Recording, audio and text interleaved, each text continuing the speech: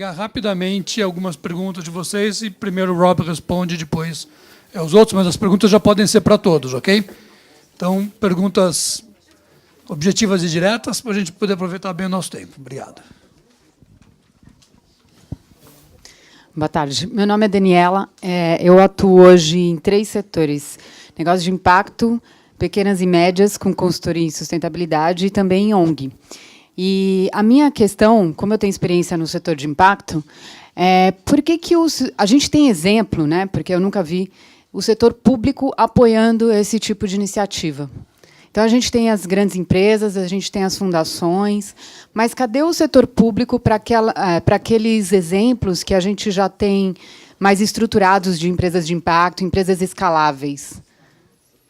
Obrigado, Daniela. Vamos ver se tem mais uma ou duas. O pessoal ficou assustado com a pressão do tempo. Então, Robert, por favor.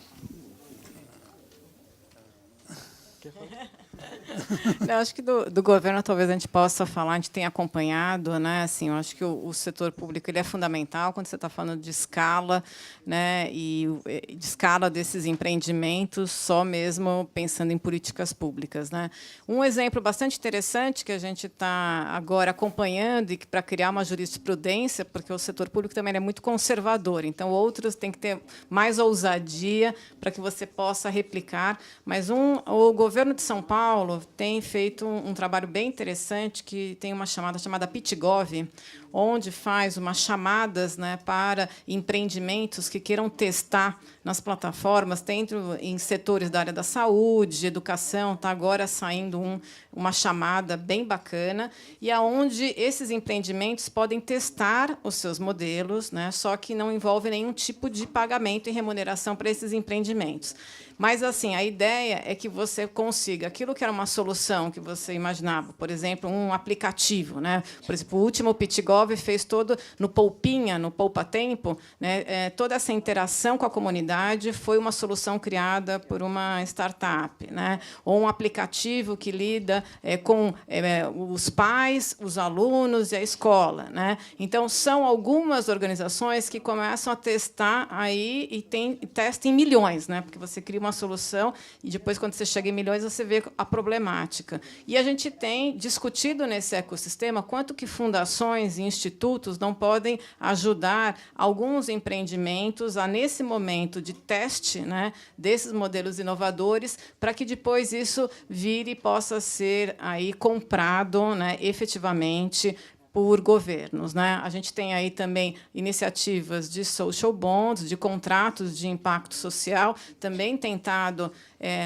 no governo do Estado, na área da educação. Então, também tem no Ceará, onde estão criando toda uma regulamentação específica para você remunerar o empreendimento pelos resultados, né, que é a base daquilo que a gente está falando de social bonds, né, de você prestar um serviço, né, você presta um serviço numa área de políticas públicas e você recebe uma remuneração adicional a partir de metas que você atinge, isso simplificando um pouco. Então, tudo isso está acontecendo, mas a gente tem um negócio social muito assim badalado, consolidado, que é o Geek, né, que faz toda essa parte, a plataforma do Enem, né, que tem ajudado. Enfim, eu acho que tem aí espaços e o governo ele ainda é tímido, né, mas, de alguma maneira, eu vejo com grande abertura, né, e aqui, realmente, o governo do Estado, para mim, é o caso que eu conheço de maior abertura.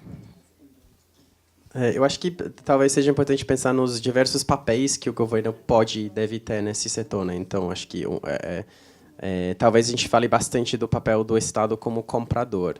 De fato, o que eu tenho escutado e o que dificulta isso é a lei que governa as licitações. Então, eu estava, semana passada, num evento no Rio, que eles estavam comentando que o Rio... Eu fiquei sabendo no dia, mas aparentemente foi um dos primeiros estados a criar uma lei estadual, uma lei de inovação estadual que desse algumas situações em que a lei das licitações não precisava, né, ser seguida para a compra de soluções inovadoras. Essa lei no Rio foi aprovada em 2010. E eles comentaram que até hoje ainda está super difícil de implementar porque os promotores não entendem. Então, teoricamente, você tem um gestor público que quer usar, né, que está fazendo uma coisa que teoricamente está dentro da lei, só que quem depois julga ele não sabe que está dentro da lei. Então, eu acho que Estado como comprador vai demorar ainda porque tem todo esse aparato que a gente precisa né, mudar o mindset. Mas eu acho que o Estado tem outros papéis importantes. Um é como regulador. E como a professora Grazi comentou na apresentação dela, está tendo um discurso super interessante com o envolvimento sendo liderado pelo Ministério, pelo MDIC, de articular outros órgãos do governo, então envolvendo a CVM, envolvendo o Banco Central, para a gente, né, pensar quais são os entraves que existem e quais soluções existem para a gente superar esses entraves. E eu acho que um outro papel que o governo pode ter é como promotor e um agente de divulgação dessas inovações. Então, eu acho que um exemplo super positivo nesse sentido é o Inovativa de Impacto. Então, o Inovativa é um programa implementado pela UMDIC em parceria com o Sebrae, que, né, tem desenvolvido muitos negócios nos últimos anos, oferecendo assessoria técnica e articulação com o investidor. E no ano passado eles fizeram uma edição focada em negócios de impacto. Então eu acho que esse é um outro papel que o Estado vem assumindo, e eu acho que pela capilaridade e acesso que o governo tem à mídia e a espaços de divulgação, é um papel que dá para explorar bastante e está mais simples do ponto de vista regulatório. Ok, nós temos mais uma pergunta aqui do professor Khalid. Está chegando ali o microfone. Rob, I believe you're rushing off, so this is firstly a question to you. I was very interested, I mean, I've been following Andy and I'm on your mailing list and so on, so I get to sort of hear what is going on, but I was very interested when you were talking about the links to equity partners and the role of linking to angel investors and so on. And I was wondering if you could say a bit more about, you know, where are these angel investors coming from for the kind of firms you're working with in Brazil, and how do you link to the markets? I also had a question to Paulo, but maybe that's a separate round. Is that? Okay. Okay. Yeah, let's Rob first. Thank you. It's hard receiving the question in English and answering in Portuguese, but eu vou seguir o protocolo. Então, eu acho que eu vou falar primeiro no caso internacional. Eu vou mudar isso. Eu vou falar do Brasil. É curioso, porque quando a ANDI começou no Brasil, no início nós tínhamos mais ou menos 10 membros que eram mais ativos, mas só tinham um com característica de investidor. Os outros eram fundações ou organizações de fomento ou de assessoria técnica.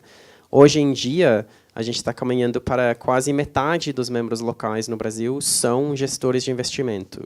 Então, eu acho que é um público com qual essa temática está fazendo sentido, de alguma maneira.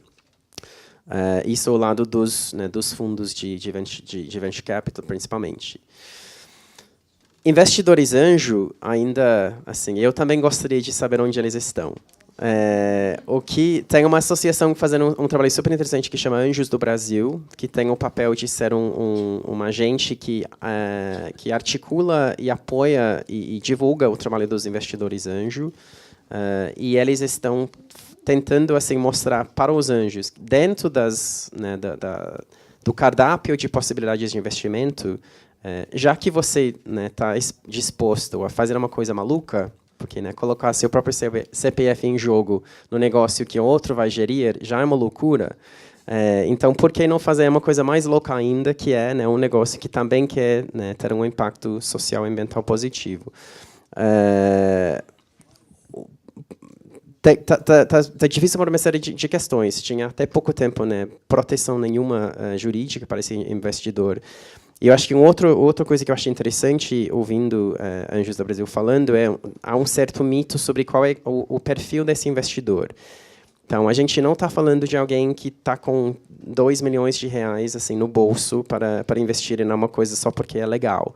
Assim, a gente está falando de característica de investidor anjo, alguém que já foi empreendedor, né, virou empresário, então sabe, né, tem tesão pela ideia de empreender e de ajudar os outros a empreenderem.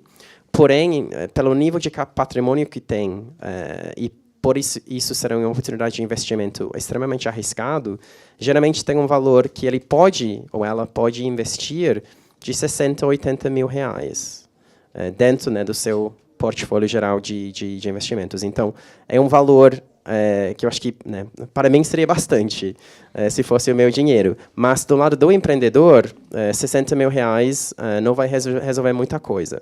Então, eu acho que tem um trabalho interessante sendo feito, que é como você articula para que vários investidores anjo possam juntar seu capital para juntos oferecerem um valor que seja mais interessante para o empreendedor. Mas é um trabalho, né, de arduamente identificar quais investidores estão dispostos a fazer isso, depois, né, que eles concordem sobre qual dos negócios disponíveis, que, né, como a gente falou, tem muito mais negócio do que investidor, ter consenso sobre, né, qual desses negócios merece ser ou vai ser investido.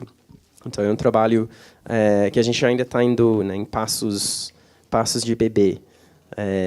Mas eu acredito que, eu acho que talvez a conjuntura atual do Brasil, sociopolítico, econômica, talvez favoreça que eu acho que cria uma certa sede na sociedade para, né, poder, como indivíduo, já que eu me sinto tão distante do poder, como eu, como pessoa, possa, né, contribuir de uma certa forma. Eu acho que a gente pode começar a ver mais pessoas fazendo isso.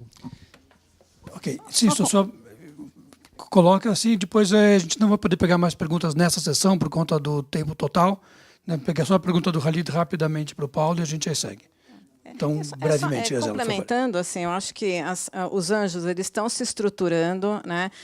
Têm participado bastante ativamente de fóruns de negócios de impacto, têm se aproximado de aceleradoras, né, para que eles possam, né, estar apoiando numa fase inicial. E uma questão voltada, no caso brasileiro, a gente tem visto que os empreendimentos têm preferido, né, a questão da dívida conversível, né, por a questão do equity ainda não ser tão bem aceita na parte dos empreendedores socioambientais. Então, você prefere, de alguma maneira, né, adotar a questão de um recurso que venha como um empréstimo, né, ao invés de equity. Por isso que essa é a tendência. Khalid, is your question quick to Paulo? Because maybe you can talk later, because we are very advanced in the time, okay? So, thank you very much. Apologies for that. Gente, então, Paulo, desculpa por dar essa pergunta, mas o horário ali estava bravo mesmo. Gente, então, nós não vamos fazer um intervalo entre um e outro, como estava previsto, a gente vai ter um break depois, e a gente agora já emenda para a nossa próxima mesa. Queria agradecer a Graziella, Rob, Paulo, muito obrigado, uma salva de palmas para eles.